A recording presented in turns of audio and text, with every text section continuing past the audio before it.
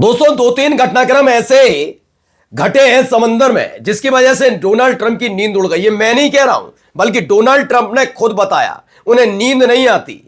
वो खिड़कियों से ताकते रहते हैं, मिसाइलों को देखते रहते हैं, दुश्मनों पर नजर रखते हैं।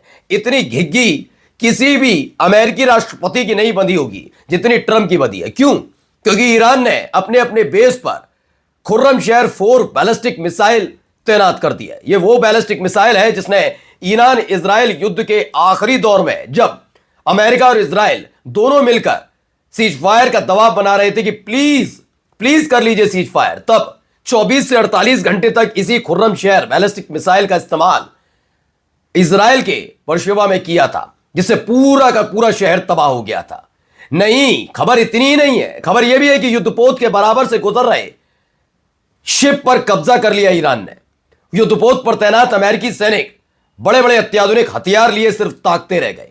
डर सताने लगा कि कहीं ऐसा ना हो कि कोई गलती और हो और युद्धपोत पर ईरान हमला कर दे। तो कौन से वो 2 शिप कब्जे में लिए गए, कौन से टैंकर हैं कब्जे में लिए गए, वो भी आपको दिखाऊंगा। और क्या ऐलान किया है ईरान के कमांडर ने। इजराइल और अमेरिकी बेस पर बड़े हमले की तैयारी कर दी गई है। बहुत सारी खबरें हैं, क्योंकि अमेरिका के एक बड़े अधिकारी ने कह दिया जितनी भी बातचीत करनी है कर लीजिए, कोई नतीजा नहीं निकलने वाला। यानी हमला होगा या फिर ट्रंप को सरेंडर करना पड़ेगा। नमस्कार, मैं हूं प्रज्वल गौतम और आप देख रहे हैं खबर चौक। मैं अपनी वीडियो की शुरुआत जब करता हूं, मैं स्पष्ट आपको बताता हूं कि अमेरिका और ईरान में अगर देखा जाए तो अमेरिका ज्यादा ताकतवर है, लेकिन समीकरण कुछ ऐसे बने हैं कि ट्रंप चाहकर भी अब कुछ कर नहीं पा रहे, छटपटा रहे। ऐसे में उनका एक बयान आया ऐसे वक्त में, जब एक दिन पहले ही कहा कि F-35 जो अमेरिकी जेट है उसने हमें ईरान का शाही ड्रोन मार गिराया। वो हुआ या नहीं हुआ उसकी पुष्टि कहीं से नहीं हुई, सिर्फ अमेरिका को छोड़कर। लेकिन इन सब के बीच ट्रंप परेशान है। क्या कह रहे हैं? मैं सोता नहीं हूं, जागता रहता हूं, मिसाइलों पर नजर रखता हूं, खिड़की से ताकता रहता हूं। क्या कह रहे हैं जरा खुद सुन लीजिए आप। You can go and sleep. We have quarters prepared for you. I said, no, I don't have to sleep. I've been on a plane sleeping for 20. I mean, I'm sleeping the plane. I don't sleep on planes. I don't like sleeping on planes, you know. I like looking out the window watching for missiles and enemies, actually. But he said, तो मैं विमान में सोता नहीं हूं, मुझे खिड़की से बाहर देखना पसंद है, मिसाइलों और दुश्मनों पर नजर रखने के लिए।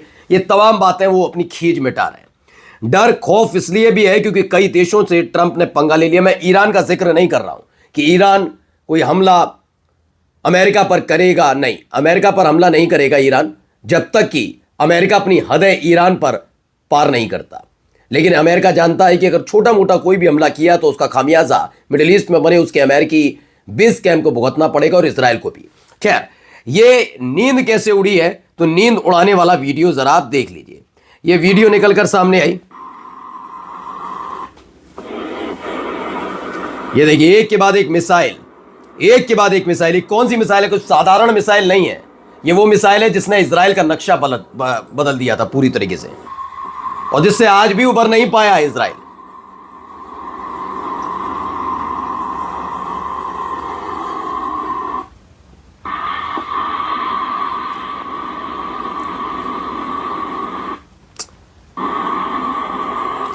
दरअसल ये दावा है कि ईरान की मिसाइल तैयार है। फास्ट न्यूज है वहीं का, ईरान का। उसके मुताबिक ईरान ने पहली बार अपनी खुर्रमशहर 4 बैलिस्टिक मिसाइल को देश भर के अंडरग्राउंड बेसों में तैनात कर दिया है। जरूरत पड़ने पर इन मिसाइलों का इस्तेमाल किया जाएगा। दरअसल ये बहुत अत्याधुनिक बैलिस्टिक मिसाइल हैं।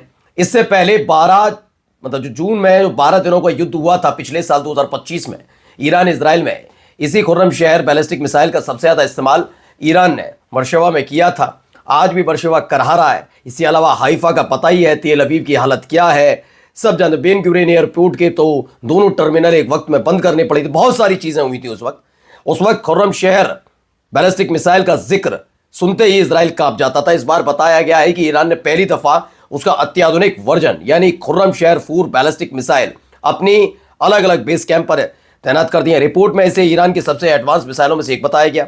ये 10 से 12 मिनट में इजराइल तक पहुंच सकती है। इसकी गति मैक 16, और जब ये वायुमंडल में जाती है चूंकि दबाव रहता है तो मैक 8 के हिसाब से भागती है, यानी बहुत तेज रफ्तार से ये इजराइल पर अटैक कर सकती है। आइए इससे जुड़ा एक और खबर आपको दिखाता हूं। क्यों नींद उड़ी हुई है ट्रंप की, जरा इसे सुनिए क्या कह रहे हैं, जरा सुनते चलिए। إذا ما تم الاعتداء علينا فالأمريكان هم في الحقيقة عندما يهددوننا فإننا أول هدف سوف نستهدفه هو الكيان الصهيوني، فهذا هو في مرمى سلاحنا وهو القاعدة। तो IRGC के जनरल है हुसैन दागी की, इनका बड़ा बयान है और कड़ा बयान है। हमारा मुख्य लक्ष्य अमेरिका को क्षेत्र से बाहर करना है।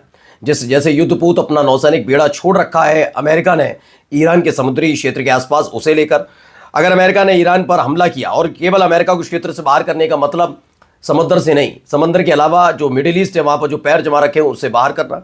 अगर अमेरिका ने ईरान पर हमला किया तो सबसे पहले इसराइल पर वार किया जाएगा और क्षेत्र में मौजूद सभी अमेरिकी ठिकानों को निशाना बनाया जाएगा। ये स्पष्ट कह दिया गया, यानी ईरान की जो सेना है वो तैनात नजर आ रही है।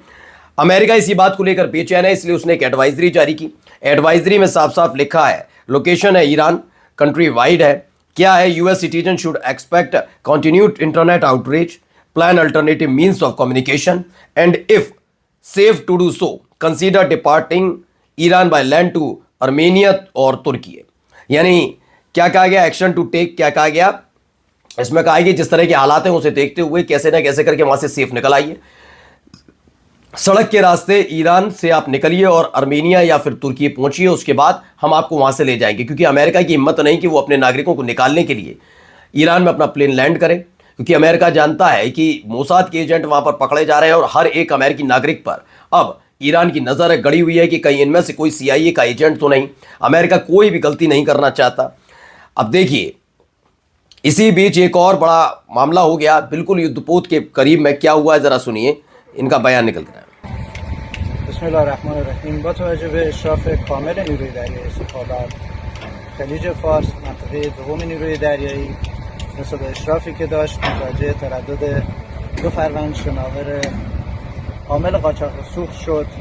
با حکم قضایی این 2 شناور تقریبا در محدوده استفاده جزیره اقتدار جزیره فارسی توقیف شدند.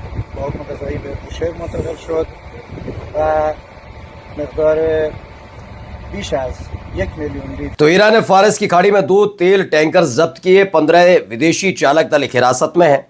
IRGC ने फारस की खाड़ी में 2 तेल टैंकर्स को कब्जे में लिया, जिन पर लगभग 1 मिलियन लीटर कथित तस्करी ईंधन होने का आरोप लगाया गया।